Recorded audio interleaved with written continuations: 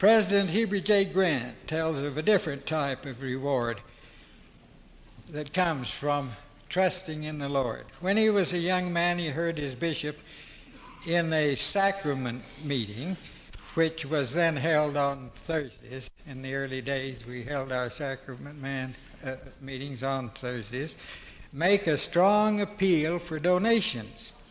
At that time, President Grant had $50 in his pocket, which he intended to deposit in the bank. But he was so impressed by his bishop's appeal that he tendered the whole $50 to the bishop. The bishop took $5 of it and handed back the $45, stating that $5 was his full share. And then President Grant replied, "Bishop Woolley, by what right do you rob me of putting the Lord in debt, my debt?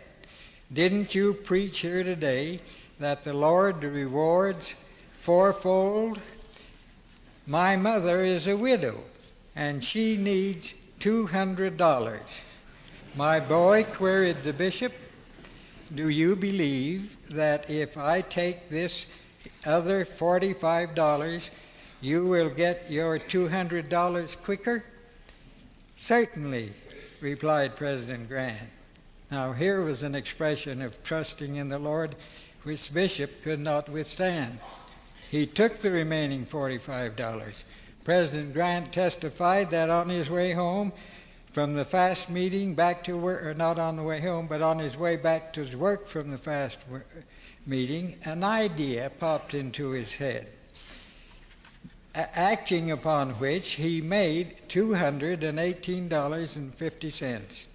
Speaking on this incident years later, he said, someone will say that it would have happened anyway.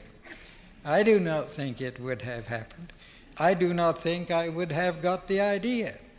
I am a firm believer that the Lord opens up the windows of heaven when we do our duty financially and pours out upon us blessings of a spiritual nature which are of far greater value than temporal things, but I believe he also gives us blessings of a temporal nature.